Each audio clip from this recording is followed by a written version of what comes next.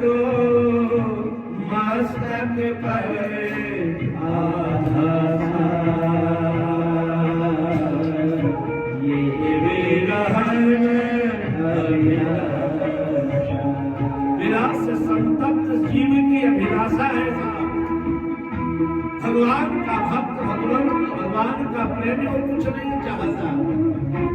हस्त कमल चाहता है कि प्रभु आप सिर्फ आधा सा थोड़ा सा हस्तक के कर कराग्र मोहन की मुस्कान हरे भक्तों का अभिमान। याद करो तुम हम दासिन को चरण अपना सीना चरण में पधरा मधुर वाणी अध रात हमको मिल जाए थोड़ा सा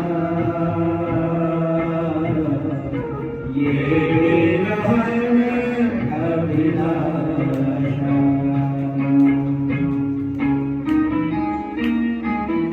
जानो हम रामकृत चाहते हैं जो हमारे जीवन को मधुर बनाएगा, आनंदित बनाएगा। मेरे यशो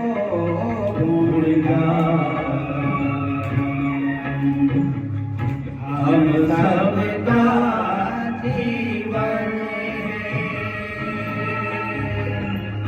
जो कोई प्राणी हरि गुण गाए वो महादानी है। शांति प्रदायिनी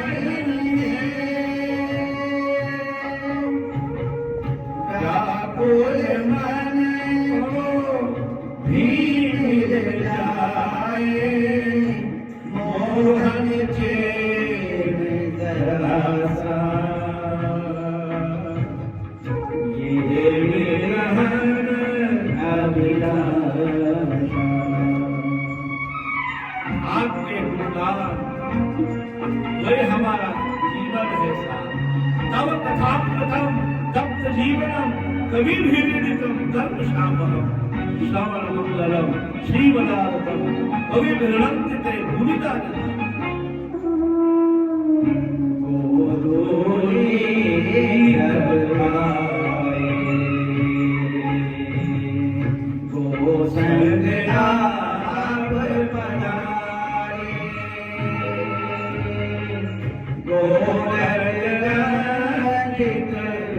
मुख के दर्शन मिलन के भावन जगाए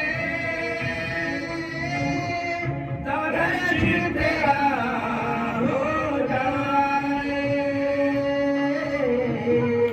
चरण कमल प्रभु आपके हमरे होए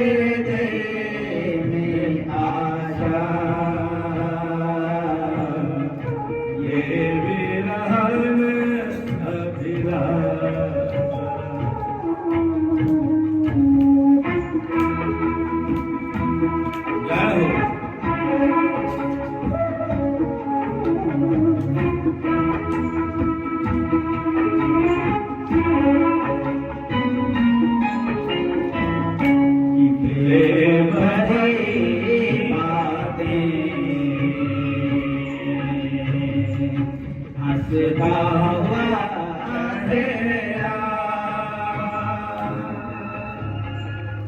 लक्ष्मी नाम लगे अति सुंदर दिल में प्यार जगाए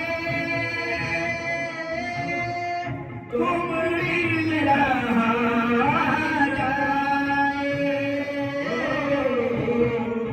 तुमको अब हम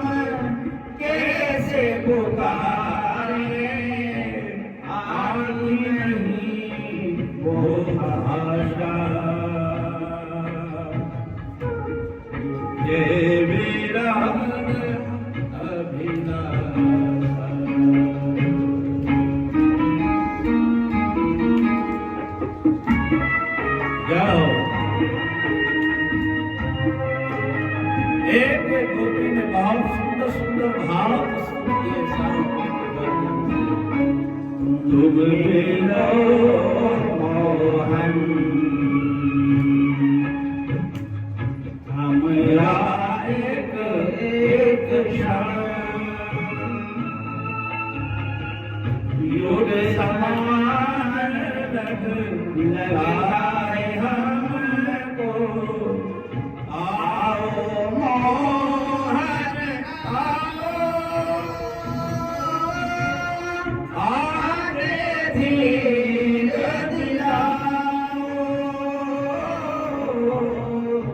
सगे संबंधी छोड़ के सब कुछ तुम हमरे हो आसा ये विरह अभिलाषा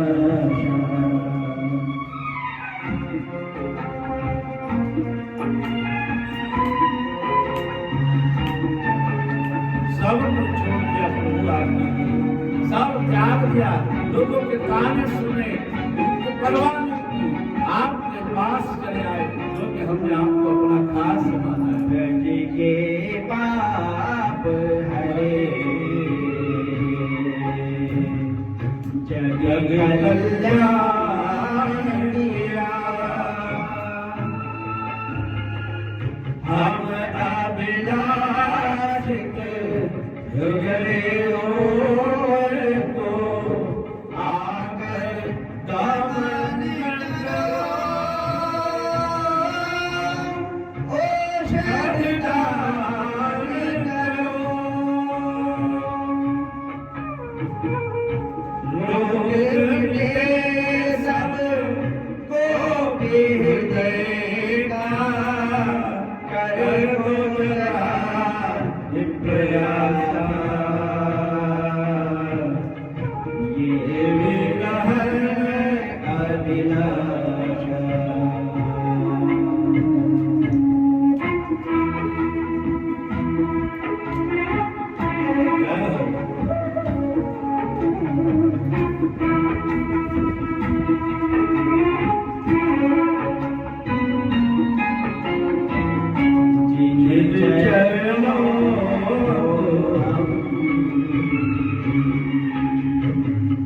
डरते रखे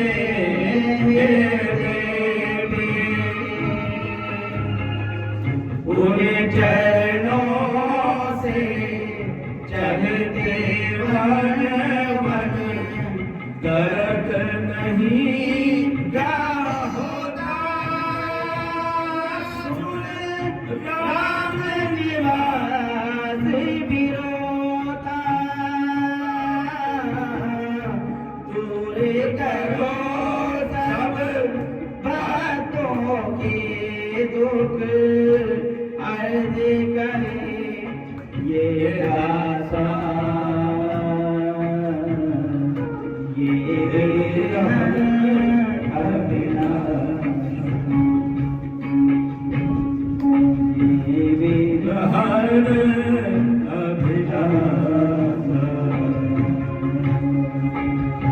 नयन बने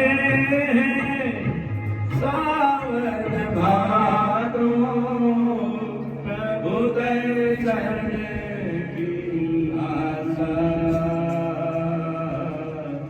यह विरह अभिलाषा यह विरहन अभिलाषा।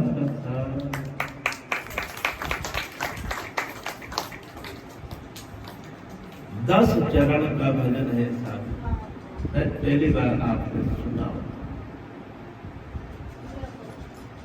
ये भाव है गोपी गीत का। गोपिकाएं क्या कहना चाहती है भगवान से, और एक गोपिका होती है बहुत सुंदर सुंदर चर्चा। जयत देधिकम जन्मना प्रज शयत इंदिरा सस्व तत्र ही जयति दैधिकम। आपने जिस दिन से जन्म लिया ना प्रभु ने,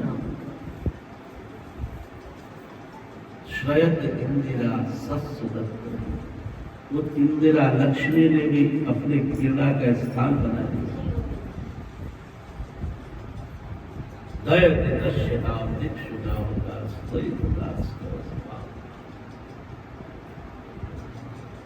बहुत बड़ी विस्तार पूर्वक एक एक श्लोक की लंबी चौड़ी व्याख्या है। ब्रज प्रदेश है हमारा ये शरीर, हृदय गोकुल है, और जो ब्रज प्रदेश में शरीर में अगर हृदय रूपी गोकुल में भगवान का जन्म होता है तो इसकी शोभा बढ़ जाती है। श्रयत है मेरा शाश्वत, लक्ष्मी भी उस स्थान को नहीं छोड़ा, वो भी सम्मान करता। हमारे ब्रज प्रदेश में शरीर में हृदय रूपी गोकुल में भगवान का आविर्भाव हो तो इसकी शोभा है। शोभा कब है हमारी? जब हमारे हृदय में भगवान का पदार्पण हो तो हमारी शोभा है। हमारा कोई अस्तित्व है, कोई जियो न जियो जग में धृत जीवन और धृत जिया जिन राम न गायो, ये देह धरे तो कहाँ सुधरे, जननी जन यौवन यो ही गवायो, सुकर स्वान सरप पर डोलत, भूल गयो कहूँ भेद न पायो। तो कवि गंग कहे हरि नाम बिना गल क्यों न गयो दुर्गाय।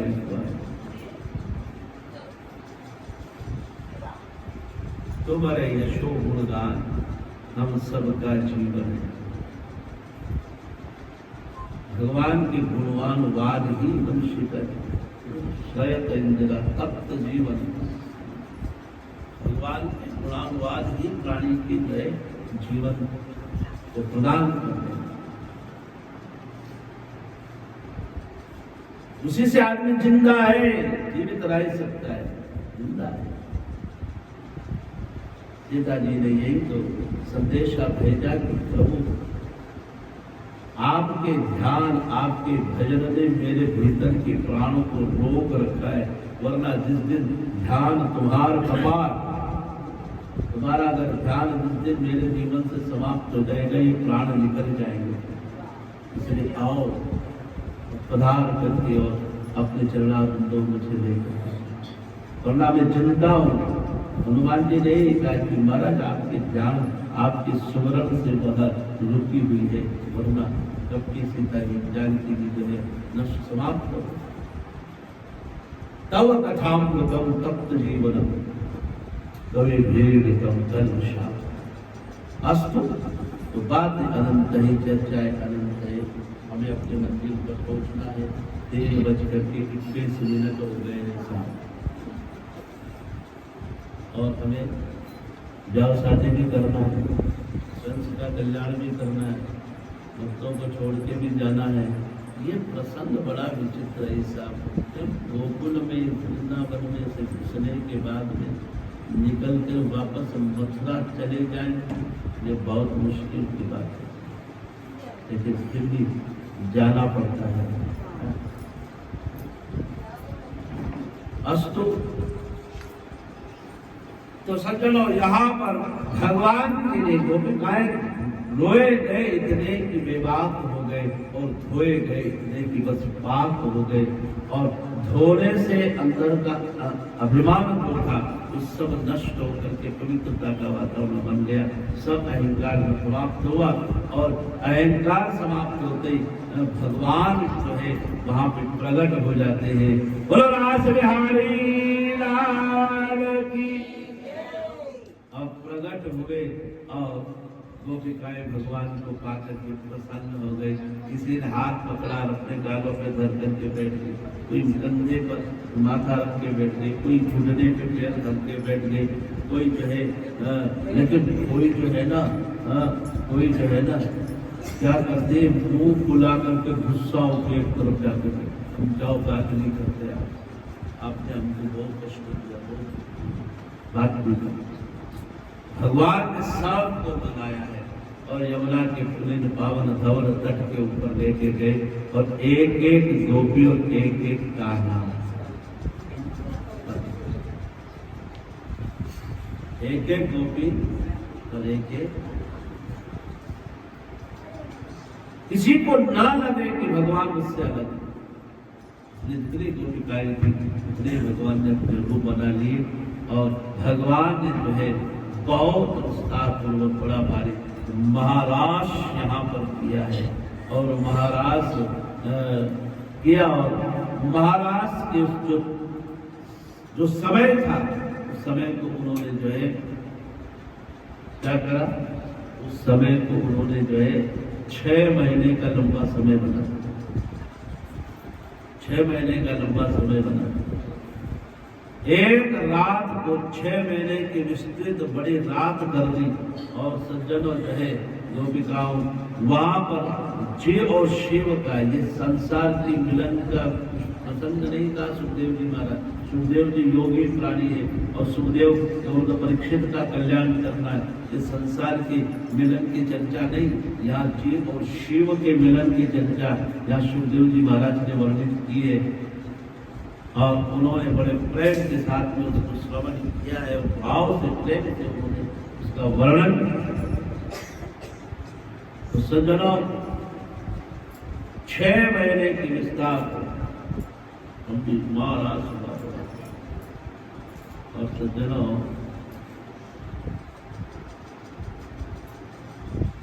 जब समय समाप्ति की ओर आगे बढ़ने लगा तो उस समय जो है मंगल प्रभात होने वाला है। भगवान ने सारे लीला समेट करके और एक समय निश्चित कर दिया कि रास निकुंज के अंदर जो है एक समय निश्चित कर दिया कि हमें यहाँ पर महारास करना है। तो रोजाना महारास में हो जाते हैं और सबको आनंद मिलता है। तो सज्जनों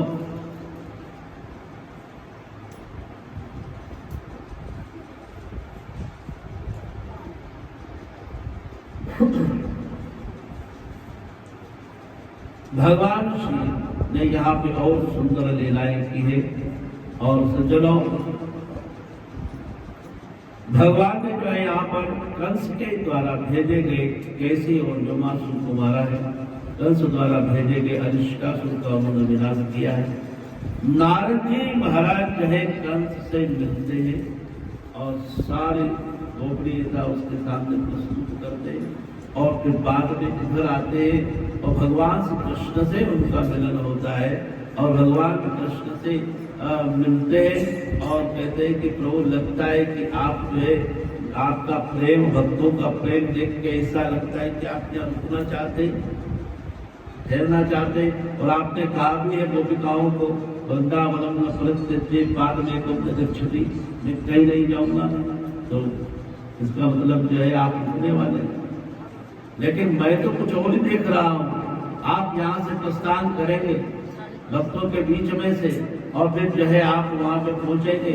आपके द्वारा जो है महाराज द्रव्य का उद्धार होगा, आपके द्वारा जो है महाराज ग्वालिया पीड़ का उद्धार होगा, आपके द्वारा जो है बड़े बड़े पहलवान मारे जाएंगे, संसारी दुष्टों का विनाश होगा, पृथ्वी का भार हरण करना आरंभ करेंगे। महाराज तमाम चीजें मैं देख रहा हूँ और आपको आपका ये दृश्य दिखाई दे रहा है। कैसा लग रहा है कि आप ये रुकना चाहते हैं? भगवान ने कहा नहीं नारद, जो कुछ तुमने जो है सोचा है और समझा है तुम्हारे दिमाग में वो बिल्कुल सत्य होने वाला है, इसमें कोई गलत होने वाला नहीं है। इसलिए चिंता मत करो, मैं अतिशीघ्र यहाँ से प्रस्थान भी करने वाला हूँ। वहाँ पर जब कंस से नारद जी महाराज मिले तो उन्होंने जो है राम श्याम को उनके एक कार्यक्रम करने के लिए राम श्याम को वहाँ पर बुला करके उनको समाप्त कर देने वाला वातावरण बनाया। कंस ने अपने लोगों को इकट्ठा किया, मीटिंग करी और उसके अंदर प्रस्ताव पारित किया गया कि हम ऐसा काम करते हैं कि कृष्ण को यहाँ बुला करके मारते हैं। हमने तो बहुत प्रयास कर लिया, यहाँ बुलाते हैं, लेकिन यहाँ बुलाने के लिए कोई आयोजन करना पड़ेगा। एक मल्ल युद्ध का कार्यक्रम करो मनोरंजनात्मक रूप से, एक यज्ञ का कार्यक्रम धनुष यज्ञ का, अगर वो सही साथ यज्ञ पूरा हो गया तो अब लेने के लिए कौन जाए? लेने के लिए अक्रूर जी महाराज को नियुक्त किया गया। अक्रूर जी महाराज की उनके आपस में बहुत सारी चर्चाएं होती, लेकिन समयानुसार जो है हम वर्णन नहीं कर पाएंगे। और उन्होंने स्वीकृति दे दी, और स्वीकृति देने के बाद में प्रातःकाल हुआ, मंगल प्रभात होता है जो, और बैठ करके रथ में मथुरा की तरफ पेट और गोकुल वृंदावन की तरफ जो है उनका मुखारविंद होता है, और वहाँ पर पहुँचे हैं। और वहाँ पर पहुँच करके पहुँचने से पहले जैसे रमण रेती में पहुँचे तो उन्होंने वहाँ पर उतर करके अक्रूर जी महाराज ने प्रणाम किया उस भूमि को कि ये वो भूमि है जहाँ पर भगवान श्री कृष्ण और राम खेलते अपने भक्तों के साथ। ये भक्तों की चरण राज है। भक्त भी कोई मामूली नहीं, बड़े बड़े संत महापुरुष लोग हैं, उनके चरणों की रज है। तो इन चरणों इन रजों को मस्तक पे लगाना चाहिए। मस्तक पे कब लगेगी? जब हमारा मस्तक झुकेगा तब लगेगी, तब लगेगी। वो तो उसी में लौट लौट करना आरंभ कर देते। तो कनक दंडवत प्रणाम करते करते करते करते करते हुए जो है तो वृंदावन पहुंचे। गोधूली वेला का समय था। भगवान गायों के साथ में आए हैं और अपने खिड़कों में प्रवेश करते हैं गौशाला में, और वहाँ गायों को बांधते हैं और दूध निकलवाते हैं। गायों के आगे खड़े हो जाते हैं, गाय चुपचाप दूध निकलवा लेती है। तो इस प्रकार का कार्यक्रम चल रहा था। नंद बाबा किसी और गोष्ठ में जाकर के वहाँ दूध निकलवा रहे हैं। तो इधर धूल में धूल शरीर अक्रूर जी महाराज सायंकाल तक जो है डूबे निकले थे मंगल प्रभात में। सांझ हो गई, उनको ज्यादा दूरी नहीं है मथुरा से वृंदावन की, लेकिन जो है वह शाम तक जो है वहां पर पहुंच पाए। और जैसे ही जो है भगवान को पता चला तो राम श्याम दोनों के दोनों दौड़ करके आए कि कौन आया है मथुरा से, स्वर्णिम रथ के ऊपर बैठ करके। और वहां गए तो उनके मन में चल रहा था, इनके अक्रूर जी चाचा के मन में, कि मैं जाऊंगा और जाकर के दोनों बच्चों के चरण पकड़ लूंगा, और जब तक वो मुझे चाचा चाचा नहीं कहेंगे तब तक मैं उनके चरणों को छोड़ूंगा नहीं। मेरे उनके साथ में चाचा भतीजी के का संबंध है, और उस संबंध को मैं पवित्र बनाऊंगा। सामने से राम श्याम चले आ रहे हैं, इधर प्रणाम करते करते माथे पे धूली लगी हुई, जिसके मस्तक पे चरण, मस्तक के ऊपर जो है चरण रज लगा। संत इसका वंदन भक्ति से भी परमात्मा मिलता है। हमारे यहाँ नवदा भक्ति श्रवणम कीर्तनम विष्णु स्मरणम पाद सेवनम अर्चनम वंदनम दास्यम सख्यम आत्मनिवेदन, नवदा भक्ति और आत्मनिवेदन, निवेदन प्रणाम, भगवान को प्रणाम करना, वंदन करना, वंदनम और आत्मनिवेदन। वंदन भी करते जा रहे हैं, प्रभु को समर्पित हो गए हैं और दौड़ करके गए और चरणों को पकड़ लिया। छोड़ने रहे, आप भी क्या कर रहे हैं, आप हमारे से बड़े, आप हमारे चरण छोड़िए। नहीं छोड़ा। आखिर में अंतर्यामी प्रभु ने अपनी बात बोली दी, अरे हम जान गए हैं, अरे आप तो हमारे चाचा जी हैं, चाचा जी उठिए, जल्दी उठिए, आपके भतीजे हम आपको उठा रहे हैं। बस गदगद हो गया, आज मेरा जीवन धन्य हो गया। भगवान के साथ के जो संबंध है मैंने वो आज पवित्र हो गए हैं। भगवान ने उनको, भगवान को उन्होंने गले लगा लिया। दोनों भाइयों ने हाथ पकड़ा, घर पे लेके गए और उनको साफ सुथरा किया, समशीतोष्ण जल से उनको स्नान करवाया, शुभ्र वस्त्र धारण करवाए और पलंग पे विराजमान किया। सायंकाल की व्यायाम उनको करवाए। रात्रि को जो है दूध पिलाया, चरण पकड़ लिए, दबाने लगे। सारी बात पता चली तो अच्छा, तो आप हमको मथुरापुरी ले जाने के लिए आए हैं, बहुत अच्छी बात है, जा गया मथुरापुरी जाएंगे। लेकिन अक्रूर जी महाराज ने कह दिया कि उसका बुलाने का हेतु अच्छा नहीं, तो क्या पता आपके साथ क्या करें। अरे इसकी चिंता छोड़ो काका जी, चाचा जी, घबराओ मत। अरे कौन किसको मारता और कौन किससे सुरक्षित रहता है ये तो वक्त बताएगा, समय बताएगा। इसलिए आप तो बस मथुरा ले चलो, आपके साथ चलने का आनंद आएगा। यशोदा मैया ने कहा नहीं, वो शहर है, वहाँ नहीं जाना। नहीं, मैं तो हम तो जाएंगे। और चाचा जी की उंगली पकड़ करके घूमेंगे, चाचा जी नहीं घुमाएंगे तो मामा जी की उंगली पकड़ के घूमेंगे और वहाँ के बढ़िया गोल गप्पे खाएंगे, मामा जी से मिलना होगा, ये होगा होगा, तमाम प्रकार की बड़ी मुश्किल से जो है चाचा जी के कहने पर उन्होंने स्वीकृति प्रदान की, रात्रि को विश्राम किया और नंद बाबा ने सब तरफ सूचना पहुंचा दी और सब सवेरे सवेरे सब भेंट इंद्र भगवान को भेंट देने के लिए सारी तैयारियां कर ली और छकड़ों में सामान भर करके तैयार हो गए।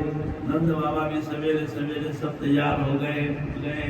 उधर राम और श्याम दोनों विश्राम कर रहे और माँ ने बड़ी मुश्किल से जगाया। ऐसा ये प्रसंग भी बड़ा अनोखा प्रसंग है, हम इसको बहुत मुश्किल से कह पाते। समय हमारे पास बचा नहीं है, समय बहुत शीघ्रता से जा रहा है। तो वो जो है राम श्याम को जगाया, स्नान कराया, संतोष के जल से स्नान कराया और उनको तैयार किया है। आज तुमको जाना है। और उधर अक्रूर जी महाराज ने रथ को साफ सुथरा किया और प्रातः काल हो जाने के बाद और राम और श्याम दोनों आकर के और वह विराजमान हो गए।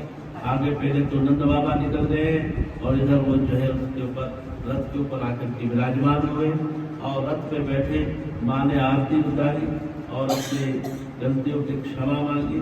दोनों का बिछड़ना बड़ा ही दर्दनाक करुण प्रसंग को यहाँ पर कह पाना बड़ा मुश्किल।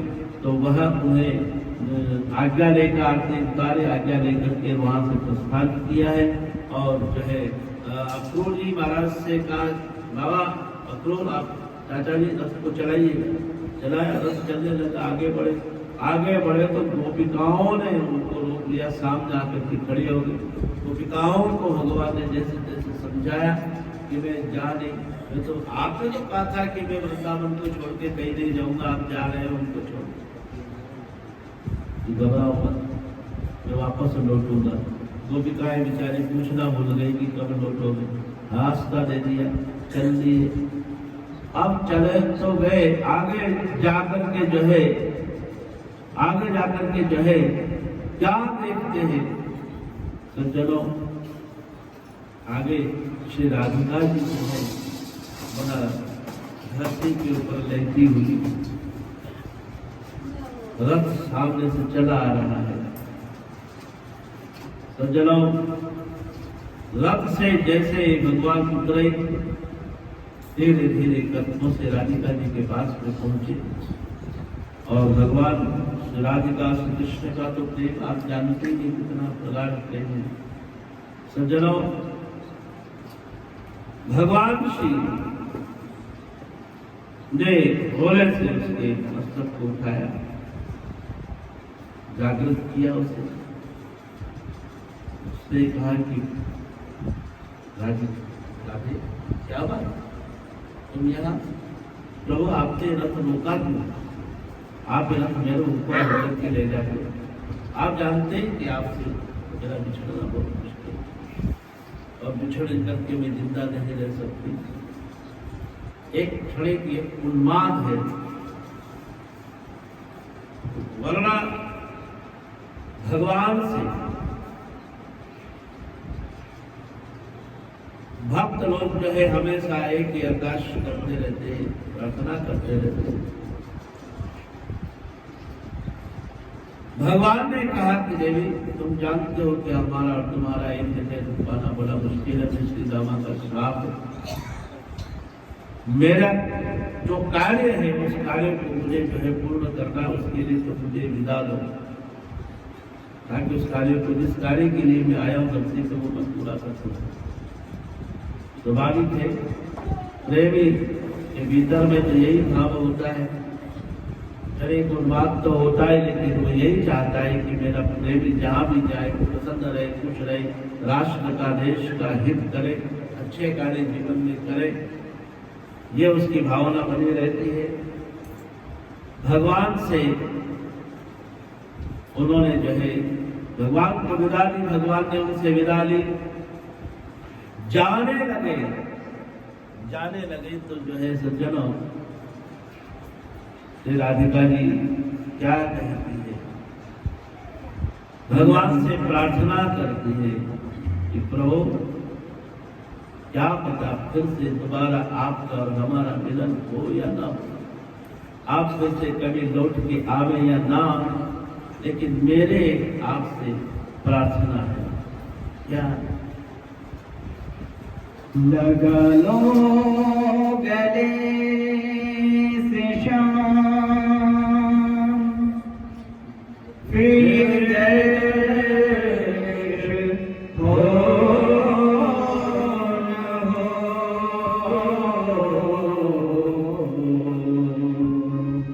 पता नहीं कब आपसे मुलाकात लगा लो गले से शाम फिर ये ऐश हो, पता नहीं कब आपसे मुलाकात हो न हो, लगा लो गले से शाम। भगवान से प्रार्थना है कि प्रभु एक बार अपने हृदय से लगाए, फिर क्या पता आपका और हमारा मिलन हो या ना हो, तब आपके दर्शन हमारे को हो। बस जितना भी समय आपके चरणारविंदों में मुझे बैठने का मिला प्रभु, ये आपकी कृपा से ही मिला है। मिलन की मिली जितनी भी घड़ियां नसीब से, मिलन की मिली जितनी भी घड़ियां नसीब से, महाराज ने दर्शन दिया तुमने करीब से,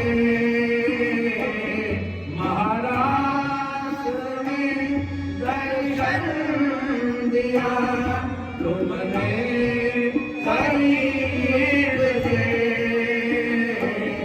हमारे नसीब में फिर आनंद हो, पता नहीं कब आपसे मुलाकात हो न हो, लगा लो गले से शाम फिर ये वर्ष हो न हो, पता नहीं कब आपसे मुलाकात हो न हो, लगा लो गले से शाम। लीला तुम्हारी हमको जिंदा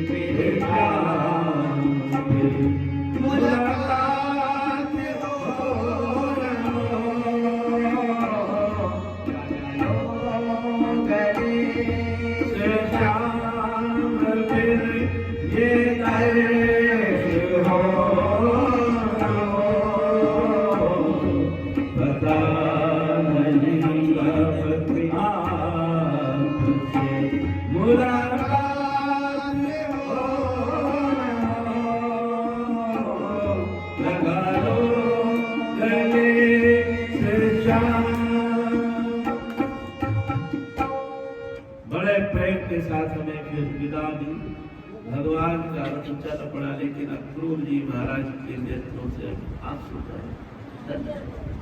मैं किनको लेके जा रहा हूं? मैं राम श्याम को नहीं, मैं ब्रज मंडल के सारे प्राण को ले जा रहा हूं। कदाचित कुछ इनके साथ उनका सुनता हो गया और इन्होंने मुझसे प्रश्न कर लिया तो इनको क्या जवाब दूं? ये विचार उनके मन में आने लगा। रास्ते में मध्याह्न का समय हो गया, सुबह से निकले थे, मध्याह्न का समय हो गया और काल संध्या करने वाले अक्रूर जी महाराज ने जल में स्नान किया। दोनों को कहा कि तुम नहीं बैठे रहना, मैं नहा के आता हूँ, संध्या करूंगा। नहाने गए तो पानी के अंदर डुबकी लगाई तो दोनों ही बच्चे पानी में नजर आए। दोबारा फिर पानी में नजर आए। तीसरी बार तो महान शक्तिमान के रूप में भगवान दिखाई दी। अब एक कंस क्या 1000 कंस मिलकर के भी हमारे राम श्याम का कोई बाल बाका नहीं कर सकता। बस सब संशय निवारण हो गए। हंसते मुस्कुराते रथ पर आए और बिठा करके ले गए। जो सब नगर के आसपास सभी लोगों का स्वागत सम्मान प्राप्त करते हुए भगवान मथुरा में पहुंचते हैं। आगे नंद बाबा पहले पहुंच करके दे रहे तंबू इत्यादि सब कंप्लीट तैयारी तो पहुंचे। सायंकाल की वेला में पहुंचे और अक्रूर चाचा को विदा किया। अक्रूर ने कहा जाओ अपने राजा को सूचित करो और महाराज मेरे घर पे पधारो कि नहीं, मैं तुम्हारे घर पे बाद में आऊँगा, अभी नहीं। फिर जो है बाद में फिर क्या था, रात्रि भविष्यति शुभ प्रभातम, मंगल प्रभात हो गया। और सज्जनों बार बार जिद की कि कन्हैया हम मथुरा देखना चाहते हैं, चलो मथुरा देखने के लिए चलते हैं।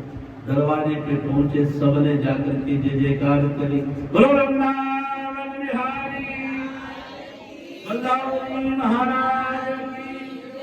अंदर प्रवेश किया, थोड़ी दूर पहुंचे तो सामने से सवेरे सवेरे का टाइम था।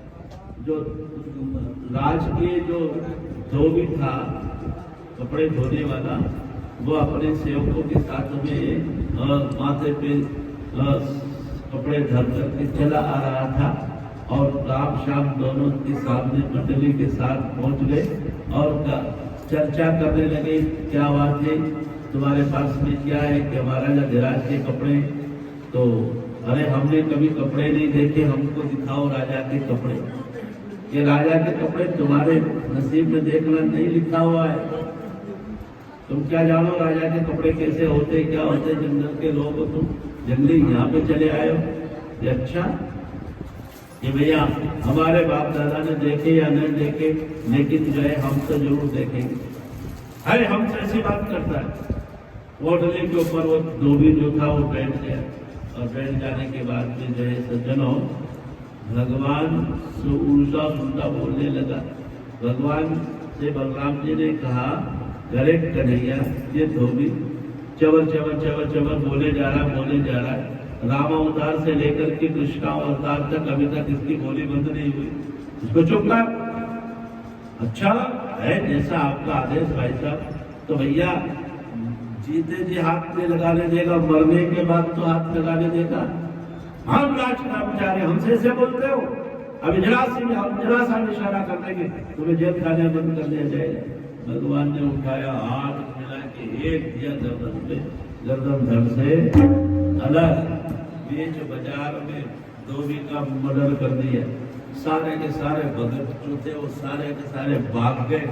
और भी क्या होता है, सबके भाग जाने के बाद ओटले सब वही छोड़ गए। खोला, उसके अंदर से राजा धीराज के बढ़िया सुंदर सुंदर कपड़े था। क्या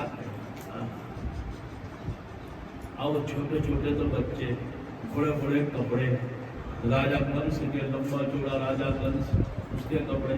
भगवान ने कहा कि पहना पहना पहना, किसी और का माल नहीं है, घबराओ मत, मामा जी का ही माल है। हाँ, मामा जी का माल मामा जी का होता है। मामा जी के कपड़े पहनने में कोई दिक्कत नहीं है। हाँ, मामा जी के कपड़े पहने जा सकते हैं, कोई दिक्कत पहन सकते। ठीक है, अब पहन तो लिए सोने, भगवान को बहुत प्रसन्नता हुई। आज अपने मित्रों को सिले हुए कपड़े पे देखा, भगवान की आंखों में आंसू आए। कितने तावला कपड़े पहने। बहुत समय हो गया जब से मैं वृंदावन में आया हूँ, गोकुल में रहा हूँ, तब से इन मित्रों ने कभी सिला हुआ कपड़ा नहीं पहना। तो भगवान ने भी कभी सिला कपड़ा नहीं पहना। भगवान एक नंद राय जी के पुत्र रहे, राजा के नंदराज ब्रजराज के पुत्र रहे, लेकिन अपने राज से ठाठ उन्होंने अपने मित्रों में कभी नहीं दिखाया कि मैं ऐसा पैसे वाला हूँ। ये गरीब है बेचारे, सिले हुए कपड़े नहीं पहन सकते इनके सामने में, इनका मित्र होकर के, और मैं इनके सामने सिले हुए कपड़े पहनूं, इनको बताऊं कि मैं राजा का पुत्र हूं। कभी नहीं किया भगवान ने। भगवान ने तो संकल्प कर लिया था कि मैं अपने मित्रों को सिले हुए कपड़े पहना करके ही पहनूं। लेकिन गोकुल वृंदावन में रहे तब तक भगवान ने सिला हुआ कपड़ा नहीं पहना। कभी पैर में जूते चप्पल नहीं पहने भगवान जब तक रहे। यार पैदा होते बच्चे के लिए हजारों रुपए के जूते चाहिए, पैदा होते हजारों रुपए के कपड़े चाहिए, कपड़े भी चाहिए, जूते भी चाहिए, सारे ही चाहिए। मोबाइल चाहिए आजकल, पहले मोबाइल चाहिए, तो मोबाइल पकड़ाओ तब वो शांत हो। बड़ा विचित्र कल्चर हो गया हमारे अष्ट। तो भगवान ने कभी सिला हुआ कपड़ा नहीं पहना, कभी जूते चप्पल नहीं पहने, और कभी भगवान ने बालों की कटिंग नहीं करवाई। और आजकल तो आप जानते हो ऐसी, और आज की कटिंग देखो, मुर्गा छाप कटिंग का क्या करना। वैसे कटिंग करा ले तो समझे कि हाँ मनुष्य है हम, हाँ कोई आदमी के बच्चे है, वरना कटिंग नहीं करा तो उनको विश्वास ही नहीं होता कि हमारा बच्चा है। बनाओ इसको उल्टा सुलटा कटिंग करो। तो भगवान ने कभी कटिंग नहीं करवाई। भगवान तो ऐसे ही घुंघराले बालों में बहुत प्यारे लगते हैं, घुंघराले बाल भगवान। बालम नवी बिंबाधरम सजल में गरुचि मनोज्ञम, भगवान का सुंदर स्वरूप है। अस्तु, और भगवान ने कभी हाथ में कुछ शस्त्र नहीं लिया, हथियार नहीं लिया। और आजकल जरा जरा से छोड़े हथियार लेने की बात, गर्व करते हैं हथियार लेकर, जेब में धर करके, बगल में छिपा करके, गौरव महसूस करते हैं कि हम हथियार वाले। कभी भगवान ने हथियार, उनका एक ही हथियार था, और वो क्या था? इसको घायल करना चाहे तो घायल कर दे, और जिसे सचेत करना चाहे सचेत कर दे। तो एक ही मुरली थी, 7 सुर वाली, बस वही एक मुरली, वही हथियार था उनका। अस्तु, तो आज भगवान श्री ने देखा सजल हो गए उनके लिए, सब पेड़ से कपड़ा पहन रहे, लेकिन लंबा चौड़े कंस का कपड़ा पहना तो वो सारे के सारे जोक बिगड़े लगे। भगवान ने सोचा और गड़बड़ हो गई, अब क्या करें? उन्होंने कहा चलो मेरे साथ, क्या करना। भगवान ने भी एक 2 ड्रेस उठाई, एक बलराम जी ने, कृष्ण ने, सीधे गए, आगे गए तो एक परमेश्वर राम के दर्जी जो थे टेलर मास्टर साहब, वो देख रहे थे सारे लेना, और उनकी तरफ आता हुआ देखा तो तुरंत नीचे उतरा, और उतर करके जो है उनको जाकर के नमस्कार किया, प्रणाम किया। महाराज महाराज महाराज मेरे लिए क्या क्या है, मैं क्या करूँ, क्या सेवा करूँ? हमारे सबके राज बच्चों के जो है कपड़े उपड़े, हमारे सब कपड़े काट छाट करके बढ़िया बना दो, तैयार करो। भगवान के कपड़े, महाराज आपके कपड़े सिलने का अवसर मिले, ये मेरा सौभाग्य है। उसने तुरंत कारीगरों को, सब बहुत सारे कारीगर थे उसकी दुकान, सबको पकड़ाया, गड़गड़ गड़गड़ गड़गड़ मशीन चलना शुरू हुए। अब कपड़े तैयार होकर के और सामने पेश कर दिए गए। भगवान ने धारण किए, ग्वाल बालों ने धारण किए, बहुत सुंदर, जैसे कोई राजकुमारों का वहां पर सबका जो है एकत्रीकरण हुआ हो, इकट्ठे हुए हो, ऐसे सुंदर लग रहे बच्चे, सब राजकुमारों की सुंदर। भगवान श्री ने सबको बढ़िया सुंदर वस्त्र आभूषण, भगवान को वस्त्रम समर्पयामि, भगवान श्री को जो वस्त्र समर्पण हो गए। भगवान ने भी उसका कल्याण का वरदान उसको दिया। और उसके बाद में जो है वहां से वो आगे बढ़े, तब बढ़िया कपड़े पहन लो, बढ़िया शूटिंग शर्टिंग हो जाए मामला। तो उसके बाद में फिर क्या है, क्या होता है, कपड़े पहनने के बाद में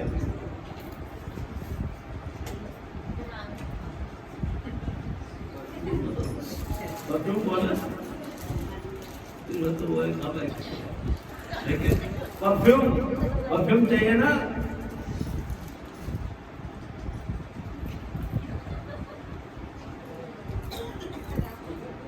सब तरफ परफ्यूम, तो खुशबू तो चाहिए। तो उस समय काहे की परफ्यूम, वहाँ उस जमाने में कौन सी परफ्यूम रही होगी।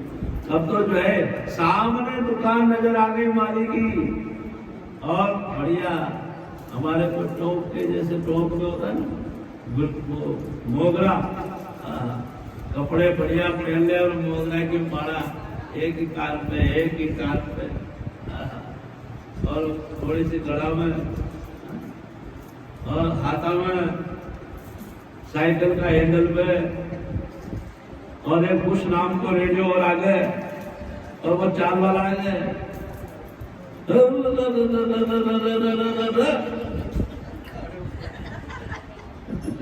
उसमें जो है ना वो बार बार आकर बाजो। जोधपुर का कबूतरा उड़े वाला फुर, मोटर बोले भुर, ऐसा ऐसा खड़ा आता। जागी था पे उसके बदल आते। बुश नाम का एक रेडियो हमारे पास भी था, गुरु जी के पास, रेडियो को जोड़ लो, लेकिन जो है ना कुछ यहाँ 2 बटन थे, उसको दबते थे, एक बैंड, एक दो बैंड, और जिगतवा समाचार सुनते थे महाराज, जिगतवा। तो ऐसे उसमें भजन भी भजन भी सभी गाने भी आते थे पुराने समय। अस्तु, तो क्या कहना, तब तो भगवान बड़े उसकी तरफ, वो आया दौड़कर, महाराज क्या सेवा कर, क्या सेवा कर, तुम्हारे पास तुम क्या कर, महाराज हाँ खूब माला पहनाओ, आप पहनाओ। भगवान को बढ़िया माला धारण करवाई, 2 गजरे बढ़िया शानदार, और सब बाल बालों को पहनाया। भगवान ने भी उसको वरदान दिया और आगे बढ़े। तो भगवान को वस्त्रम समर्पयामि और पुष्पम समर्पयामि, और अब तिलकम च महत्पुण्यम पवित्रम पापनाशनम चंदनम समर्पयामि। इतने में जो है सामने से क्या देखा कि एक जो है कुबड़ी आ रही थी, कुबड़ी आ रही थी। तो उस कुबड़ी को जो है सामने भगवान चले, तो वो तो नीचे माता करती जा रही थी। भगवान जाके सामने खड़े हो गए, जय राम जी की। कुबड़ी ने ऊपर देखा, अपनी सी जमी सी भूरी सी भटकी सी, जैसा कल्पना कर रखी थी कि ऐसा सुंदर स्वरूप मेरी कल्पना के अनुसार मुझे मिलेगा तो मैं उसको अपना दिल प्रदान कर दूंगी। अब भगवान को देख के और वो का वही स्वरूप जो कल्पना में था वो सामने आकर खड़ा हो। अब तो भगवान पर अपना दिल हार गए, भगवान को देखे जा रही है। भगवान ने सारा उससे परिचय पूछा, पता चला कि वो कंस की शैलेंद्री है, दासी है, और उसके हाथ में जो कटोरा है सोने का, उस कटोरे में चंदन है, और उस चंदन वाले कटोरे को उसने कहा कि क्या करते हो, सारी बात बताई। भगवान ने कहा कि ऐसा काम करो, ये चंदन हमारे मस्तक पे लगा दो। सब कुछ करा, लेकिन माथे पे अगर चंदन नहीं लगा तो क्या काम है। सब कुछ किया और माथे पे चंदन, अच्छे अच्छे कपड़े धारण कर लिए, माथे पे चंदन नहीं लगाया तो क्या काम। भगवान ने सबको चंदन लगाया, तिलक तिलक लोग में तिलक है चारों दूर, और तिलक बिना न यूं लगे जैसे गद्दा घोड़ा हूँ। वो शांति भाई खाने लेवा है क्या भाई?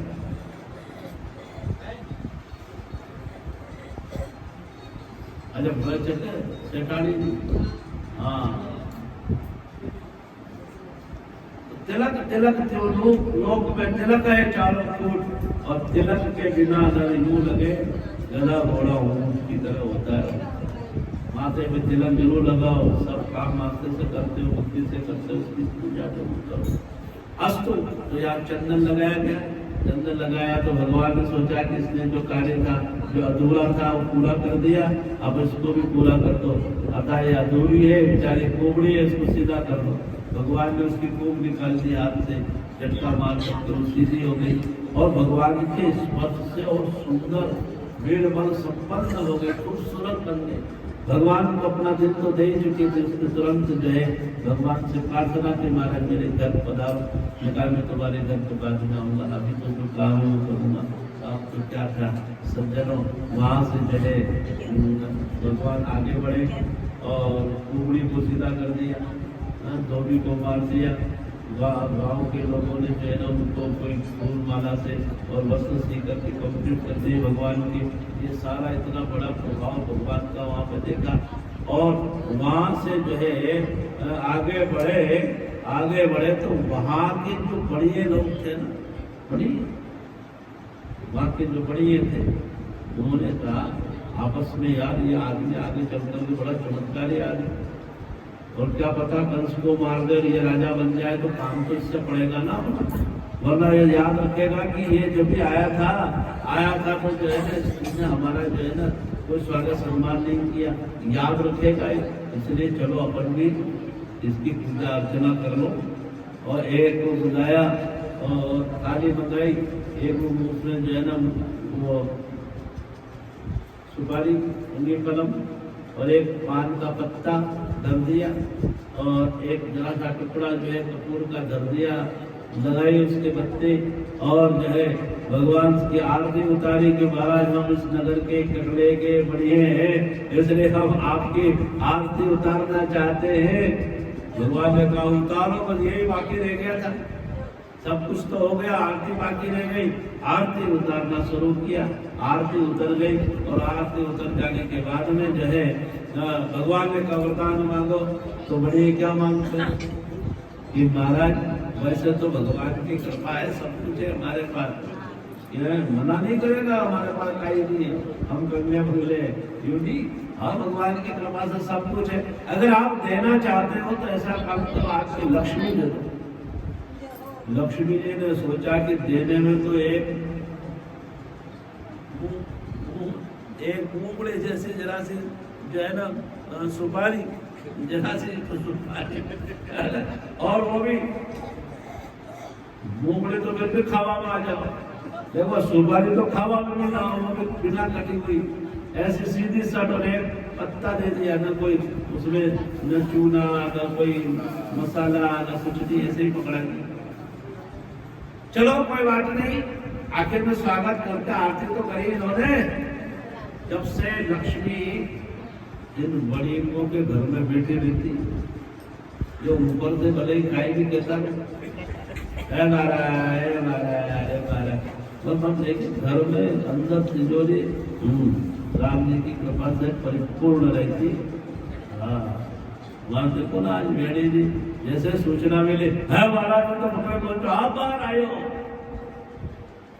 फट से आगे पूजा अर्चना करी, आरती उतारी, आनंद।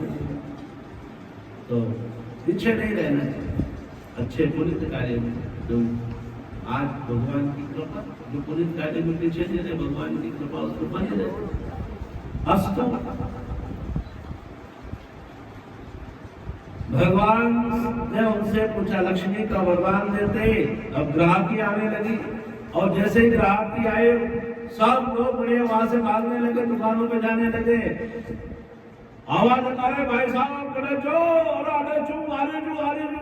अब उधर भगवान कहने लगे भाई साहब रुकना रुकना, एक बात पूछना है।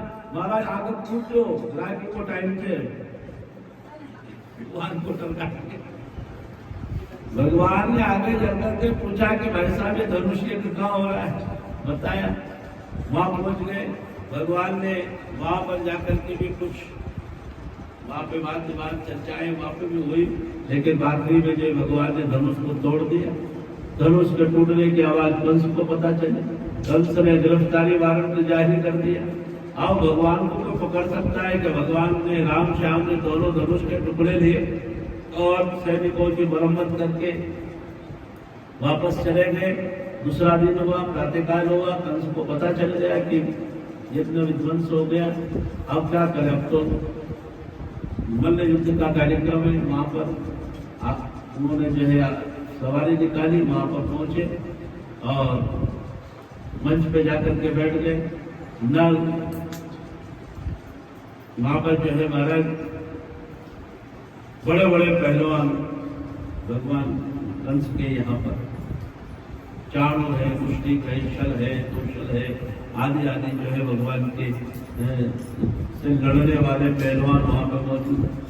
सज्जनों, कंस को पता चल गया नंद बाबा से कि बोले आप उसने वसुदेव को बुलाया, बोले फिर हाथी को दरवाजे पे खड़ा कर दिया। दोनों राम श्याम पधारे। राम श्याम ने बोले फिर हाथी को नष्ट किया, समाप्त किया और दूर में दूसरे का होकर के और अंदर प्रवेश किया।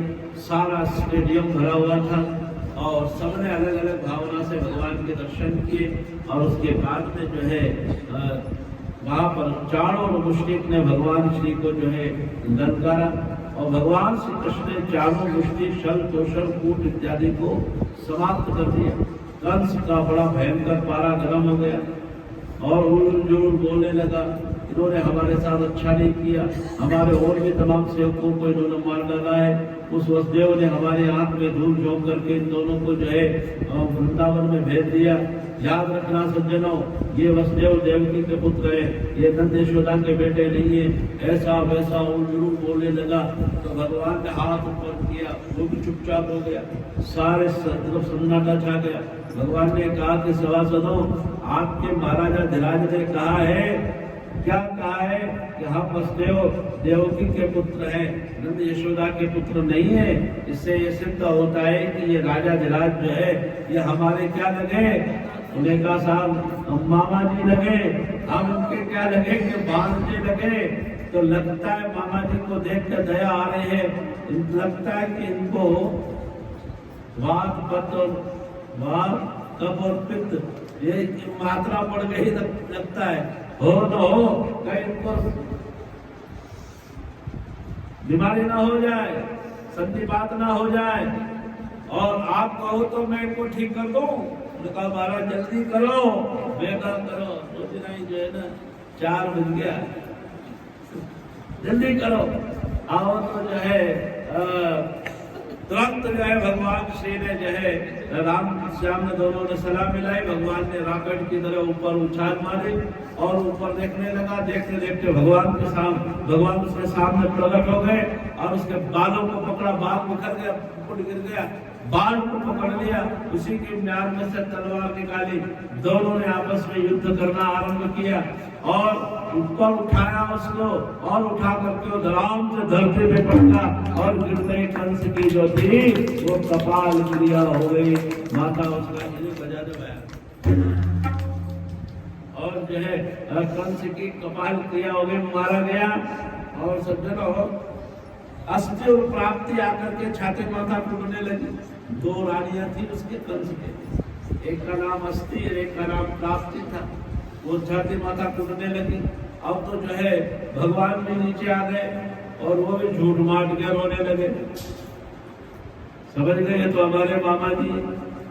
उसने पूछा कि मामी जी क्या हुआ। तो मामा जी सर सिधार क्या उठाए हुए हो। ओहो मामा जी, मेरे अच्छे मामा जी, मेरे प्यारे मामा जी, चंदा मामा से प्यारे मामा जी, कहाँ चले गए हो। हमने सोचा आपकी उंगली पकड़ के गोलगप्पे खाएंगे, बाजार में घूमेंगे, आप तो हमें छोड़ के चले गए। वो मामी जी भी आंख फाड़ के देखने लगी, रोना तो भूल गई, इसीलिए तो मारा। ये रो रहा है। अब भगवान श्री जो है माता पिता का स्मरण हो आया और तुरंत जो है उन्होंने माता पिता को जाकर के जेल खाने में से मुक्त किया, उग्रसेन जी महाराज को जेल खाने से मुक्त किया और फिर बाद में जो है कंस का अंतिम संस्कार किया और उसके बाद सब भक्तों को वहां से उन्होंने विदा दी और उसके बाद में विदा देने के बाद और बड़े मुश्किल से नंद बाबा इत्यादि को जो है ना उन्होंने वापस भेजा, बार को वापस भेजा और फिर बस देवजी महाराज ने जो है थोड़े दिन के बाद में इधर उग्रसेन जी महाराज को राज्याभिषेक करा।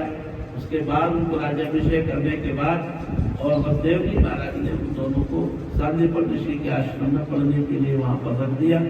अल्पकाल विद्या सब पाई, थोड़े समय में विद्या प्राप्त करके और फिर भगवान श्री जो है वापस आए हैं। लेकिन महाराज इधर क्या होता, वापस आने के बाद में इधर क्या होता है, वो कंस जब मर गया तो उसकी जो पत्नियां थी अस्थि और प्राप्ति, उसने क्या काम किया, वो दोनों के दोनों वहां गए, दोनों के दोनों अपने पिता जरासंध के पास में पहुंचे, उसको सारी बात करी। उसने 23 अक्षौणी सेना लेकर के मथुरा के ऊपर चढ़ाई कर दी। भगवान ने ध्यान किया, दौलत उतर करके आए और भगवान ने उसके साथ में 17 बार युद्ध किया और 17 बार समाप्त हो गया। 18वीं बार फिर आया, इतने में एक काव्यवन नाम का दैत्य आ गया, उसने मथुरापुरी को चारों तरफ से घेर लिया। भगवान श्री जो है उसको एक गुफा में ले गए और मुचकुंद महाराज के दृष्टि के द्वारा जो है उसको समाप्त करवाया। महाराज मुचकुंद ने प्रणाम करके और बद्रिकाश्रम की ओर भगवान भजन करने के लिए उन्होंने वहां से प्रस्थान किया। भगवान आकाश मार्ग से वापस आए हैं और सज्जनों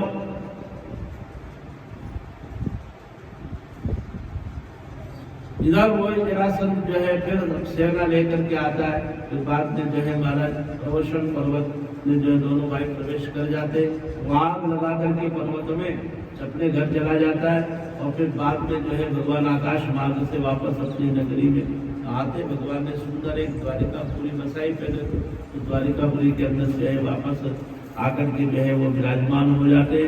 और सज्जनों कुछ काल व्यतीत होता है कि यहाँ सबसे पहले शादी विवाह जो है वह बलभद्र जी महाराज का संपन्न होता है, क्योंकि वो बड़े भाई साहब है ना साहब, बड़े भाई साहब विदर्भ वहाँ पे एक आनंद देशाधिपति महाराज है जिनका नाम है रेवत। रेवत की पुत्री है जिसका नाम है रेवती। उसको कोई वर ही नहीं मिला, युग बीत गए, द्वापर युग लग गया, सतयुग के जमाने में पैदा हुई थी, द्वापर लग गया, उसमें राम और श्याम दोनों का अवतरण हो गया। उन्होंने जाकर के पूछा वहां ऊपर तो महाराज इस समय आपकी लड़की के साथ शादी के योग्य अगर कोई है तो वो है बलराम जी महाराज। बलराम जी महाराज ने देखा ये सतयुग के जमाने की लंबी चौड़ी देवी और द्वापर का इतना आदमी, अब जो है इसके हमारी जोड़ी काम मिलेगी। लेकिन उसने क्या काम किया, शादी होते ही जो है हल उसके ऊपर माथे पे धक्का जोर से दबा करके अपने समान बना लिया, जोड़ा बन गया फर्स्ट क्लास। तो रेवत पुत्री रेवती के साथ में बलराम जी महाराज का विवाह संपन्न होता है और विदर्भ देशाधिपति महाराज, उसके बाद में भगवान श्री कृष्ण का विवाह से सामने आता है। आइए अति शीघ्रता के साथ हम यहाँ पर पहुँचे हैं और अति शीघ्रता के साथ आजकल तो चट मंदिर बड़े ब्याह हो जाया करते हैं फटाफट, क्योंकि आप लोग किसी को कहाँ जाना, किसी को कहाँ जाना, किसी को कहाँ जाना, इसलिए जल्दी जल्दी में सारे कार्यक्रम संपन्न हो जाया करते। तो विदर्भ देशाधिपति महाराज भीष्मक है और भीष्मक की लड़की जिसका नाम है, क्या नाम है, रुक्मणी, ये और को नहीं है, रुक्मणी। तो महाराज भीष्मक की पुत्री रुक्मणी है। भीष्मक का एक पुत्र तो और भी है, लेकिन एक प्रचलित रूप में जो चर्चा में आता है का नाम महाराज रुक्मी उसका भाई है। तो सज्जनों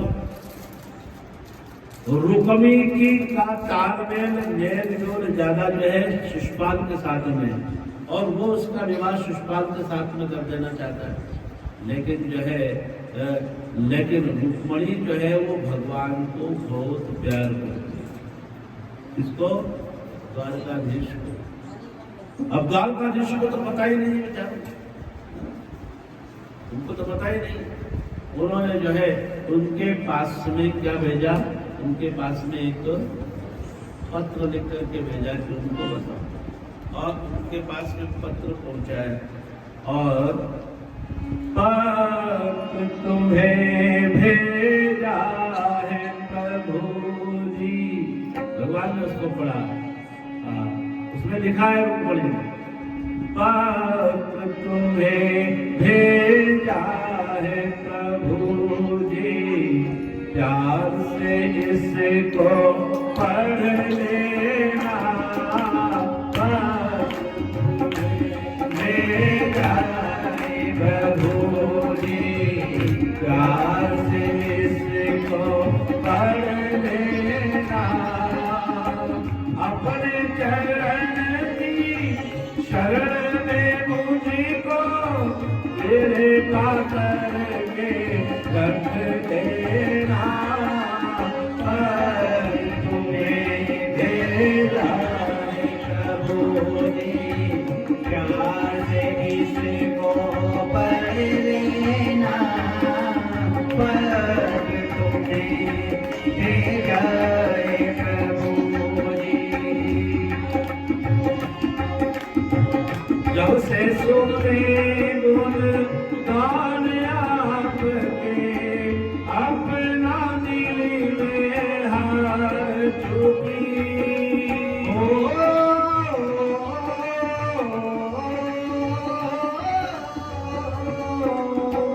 जब से सुने गुण गान आपके, अपना दिल में हार चुकी, मन धन और वचन कर्म से ये रुक्मणी तेरी हो चुकी, गौर से बढ़ना काम को और मेरी सुध ले लेना,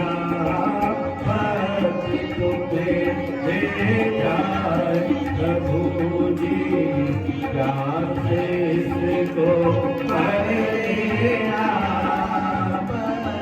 तुम्हें भेजा है प्रभु जी, प्यार से इसको पढ़ लेना, अपने चरण की शरण में मुझको कृपा करके रख लेना, तुम्हें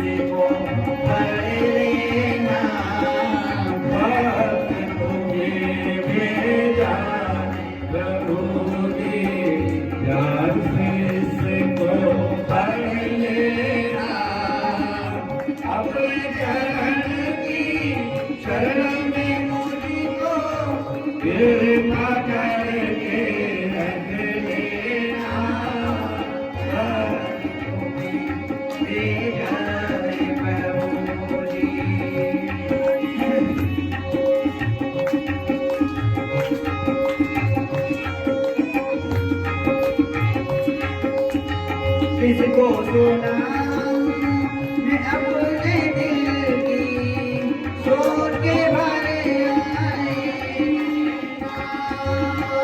भुवन सुंदर आप हो मेरे, आप सा सुंदर कोई नहीं।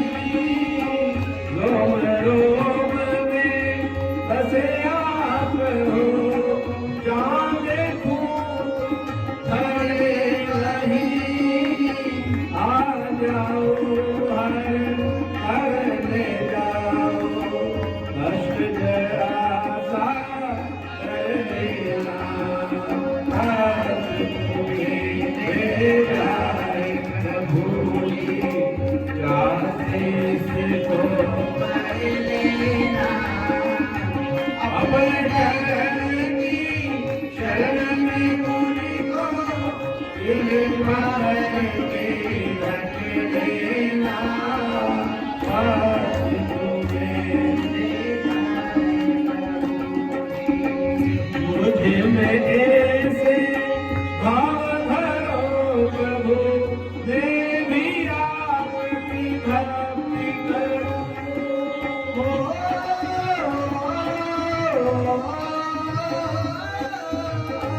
मुझे में ऐसे भाव धरो प्रभु, मैं भी आपकी भक्ति करूं। राम निवास होया श्याम निवास हो, दोनों को मैं रमन करूं। शरण में आया हूँ मैं आपकी, शरण आपकी रख लेना। आज तुम्हें दे जाए प्रभु, रास्ते से तो पढ़ लेना। आज तुम्हें दे जाए प्रभु, रास्ते से तो पढ़ लेना। अपने चरण की शरण में मुझको कृपा करके रख लेना। आज तुम्हें दे जाए प्रभु। सज्जनों, भगवान श्री ने जो है पत्र पढ़ने के बाद और ब्राह्मण देवता को तो विदा कर दिया। पत्र पढ़ने के बाद में यथोचित समय का उन्होंने ध्यान रखा और समय आने पर जो रथ को मंगाया और उसके ऊपर भगवान विराजमान हुए और विदर्भ के लिए भगवान प्रस्थान करते हैं। पीछे से बलराम जी महाराज ने सोचा कि अकेला निकला है, चलो अपन भी चलते हैं। वो भी वहाँ पर पहुँचे। गौरव की शोभा यात्रा निकली।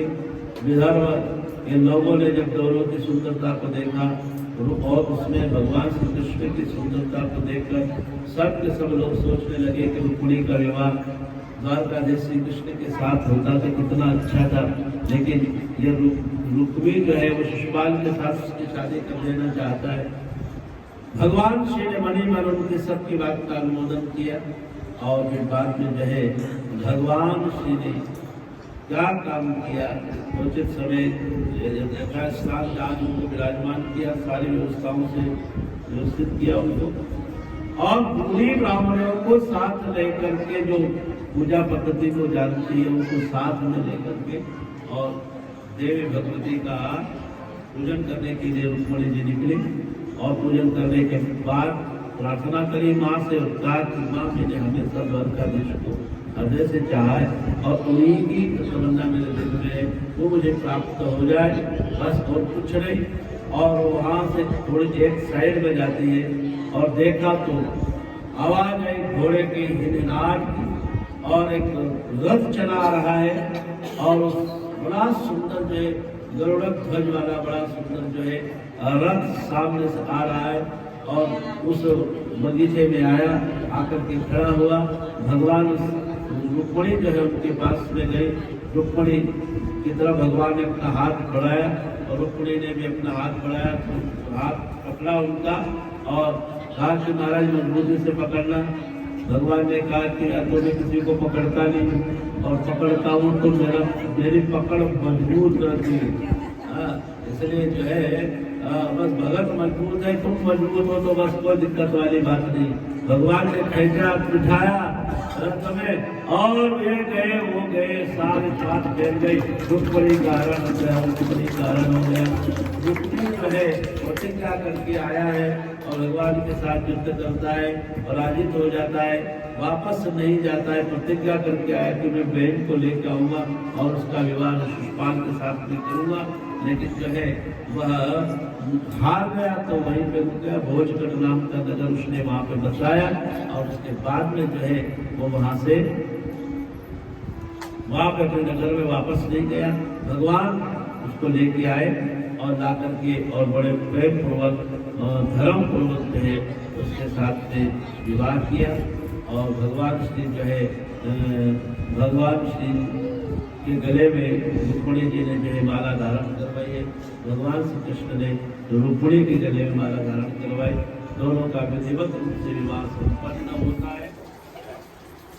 तो ऐसा बड़ा सुंदर जो है आनंदमय वातावरण वहाँ का बना है और बड़े प्रेम के साथ में जो है बैंड बाजे वहाँ पे बजने लगे हैं और बहुत आनंदपूर्वक जो है माहौल वहाँ का बन गया है और सब बड़े प्रेम के साथ गाने लगे हैं।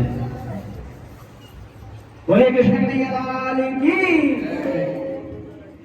आज मेरी शाम की शादी है, आज मेरे शाम की शादी है, शाम की शादी है, मेरे नंदलाल की शादी है, आज मेरी शाम की शादी है, आज मेरी शाम की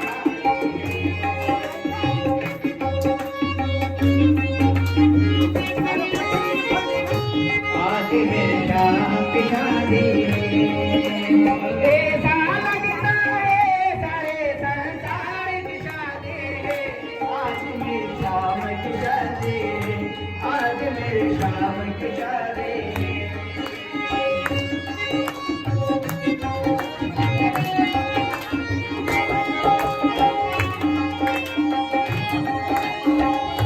वक्त है खूबसूरत, बड़ा शुभ लगन मुहूर्त।